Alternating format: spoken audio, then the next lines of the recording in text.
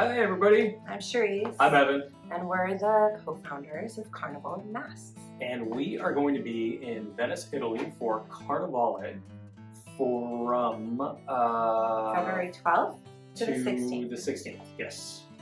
And we're going to have a meetup, let's see here, on the 12th. So that's going to be in Piazza San Marco, and we're going to meet behind the stage there at 4:30 p.m. local time. So we're going to meet, we're just going to connect with each other. People can come in costume, out of costume, photographers can come to document those who are in their costumes, and then we're going to do a stroll along the water there during sunset time.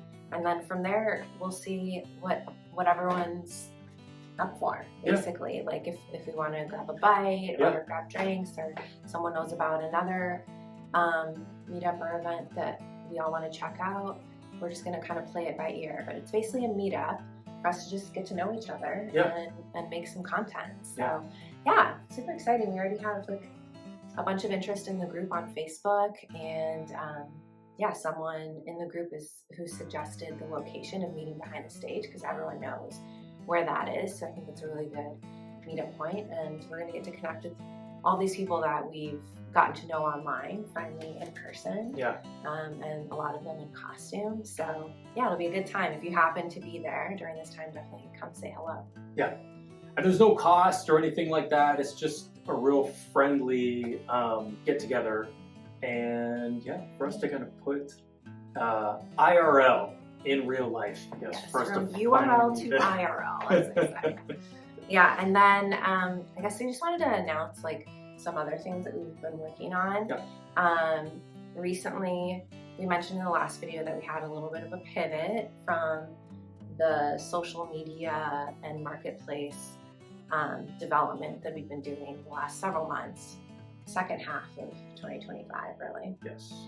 With multiple people, an accelerator, and we just kind of had a conversation after doing a survey with the users, the beta users that we had after doing a soft launch, and also just kind of thinking through everything we've done throughout the year and how we were feeling about everything, where we wanted everything to go.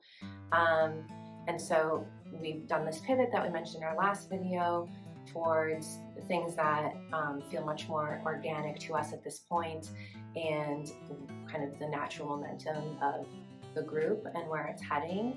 And so I've released a calendar that's like a collection of events, some of the biggest events for Carnivale, the entire duration of Carnivale, from a few different sources.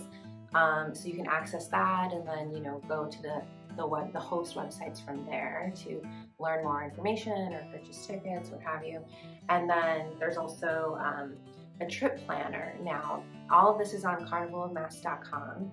You can go to the trip planner page, and it'll take you to this AI agent that we've created that's like a really kind of quick way of getting a bunch of recommendations for whatever it is you're looking to do when you go to Carnivale, because everyone has different interests. And so not everyone, and different budgets and different time constraints, not everyone's looking for the same thing. So you can kind of plug all that in, and then it'll provide you with some recommendations for costumes, masks, gondoliers, like whatever it is that you're looking to do, restaurants, different price points. So just wanted to kind of let you guys know about that, because we're very excited. We've already had a lot of people use them, and it's ideas that we've had for a long time. It's really exciting to finally see them like come to fruition and see people using them. And so if you do use it and you love it, or you have feedback you want to share, we're always open to that. Definitely reach out or comment here, or reach out on the website and the contact us page, and let us know your findings, because this is all evolving, everything that we're doing, and it's all for you guys, for the community. So we're all ears as we do this. We're open, and let us know what you think. Let us know what you want. We're happy to see what we can do, what we can build. The AI agent, it really helps in assisting to plan your trip. There's few questions that it will ask you that are really, really basic as far as when you're going to be there, what your budget is, and it bases everything on that. And then it'll give you an initial baseline, and you can always go much, much deeper, however, as deep as you want with it. Yeah, so it's really helpful. It opens up a chat window with you and the AI agent, so you can get the initial recommendations built off of the few questions that you fill out. But then you can continue the conversation, like I've been saying, as deep as you'd like. And then you can send it all to yourself via email, so for quick reference later. So yeah, we're really excited about that. And then we've had this community spotlight for quite some time and different iterations of it, but the latest is really getting a lot of response. So I wanted to share that here as well, because this is also very exciting. We're hearing from a lot of different people all over the world who are costume makers, dressmakers specifically, mask makers specifically, or just hobby, costume makers solely for themselves because they love Carnival so much they figured out how to do that just for this event once a year, or maybe small events that are hosted as well throughout the year so they can get more uses out of those costumes. But we're learning so many different kind of versions of what Carnival looks like to people, and that's also open to you guys, everyone watching this. If Carnival is something you're interested in, or you've been working in for a long time, or you'd like to explore any and all of that, there's a form you can fill out, a little questionnaire, and then we'll request photos from you, and assuming that it's relevant to the page and what we're trying to do there, we'll put the post up and share that in our community, and you can be a part of it just as simple as that. We would love to see you. We would love to see you on the spotlight.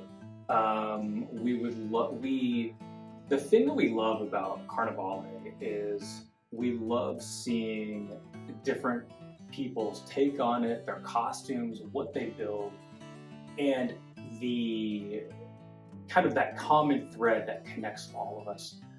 What keeps everybody coming to this incredible event year after year after year? So we would love to see that and read it and breathe it and live it, and we would love to have it on our site for everybody else to see at the same time.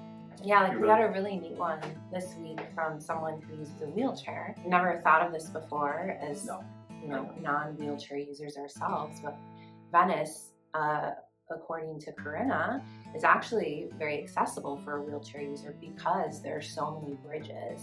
And so, in a lot of cities, there's stairs. Even if there's a bridge, there's a lot of times stairs leading up to or down from the bridge. But Venice is, bridge after bridge without stairs in most instances. Maybe not every route, but there always seems to be at least one route you could take that is accessible by wheelchair. And she says that they're actually actively working on making it even more accessible with more bridges, probably in the less populated or popular destinations for tourists.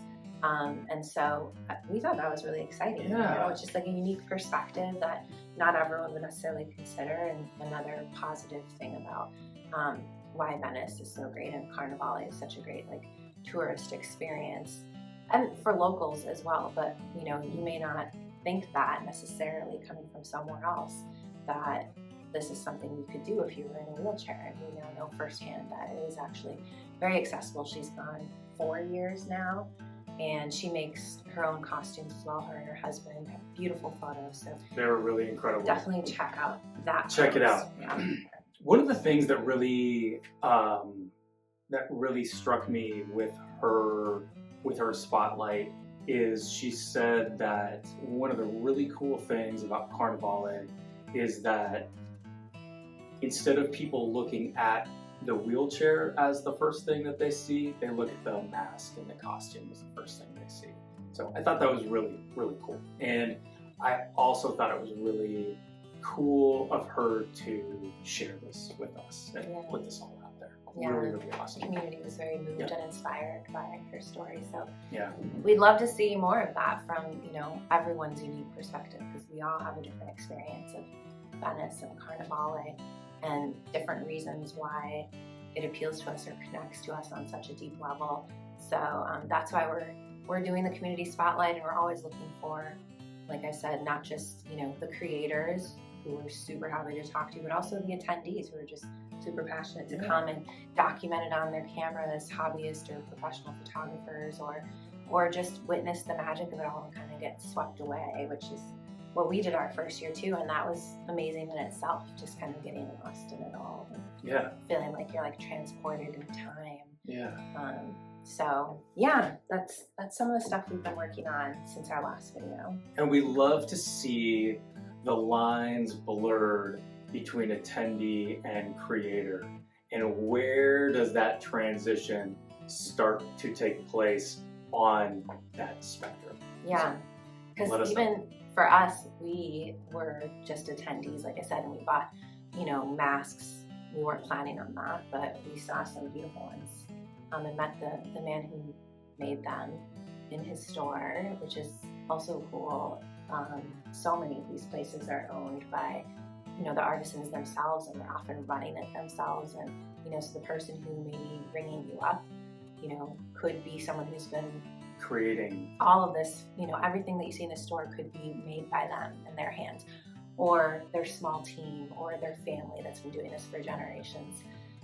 So that got us inspired, because we wound up getting some masks then online, as well as the ones we bought in person. And we were like, oh, these don't look as like ornate and beautiful as the ones we bought in person.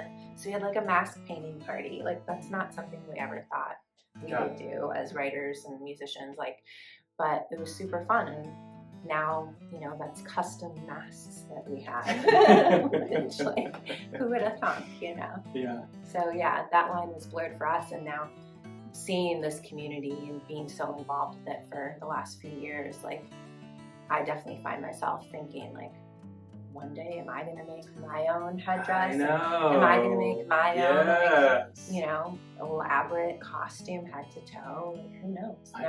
Never say never. Yeah. It's really cool to see. It's really, really cool to see. And oh my gosh, some of the costumes are just so incredible. But I do want to say this.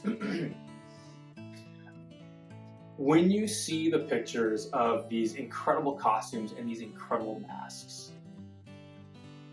I think it's important to be inspired and not, don't feel shut out. Don't feel like you cannot do that yourself. Is your first costume going to be the same level as someone who's been doing this for decades and decades? Probably not, but maybe it will be. Maybe you're some creative genius that just, you know, puts thread in a needle and just goes to town and makes these incredible things. But the thing is, it really doesn't have to be for you to participate in this incredible. Yeah, and honestly, there have been some people that, like, right out of the gates, I know, right? Nail it on a whole other level that you would never expect. It's crazy. Yeah, you know, and so that could be, you don't know until you try. Yeah. I think some people just discover these hidden talents later in life from going to something like this, and that's the cool part of the process too. Yeah.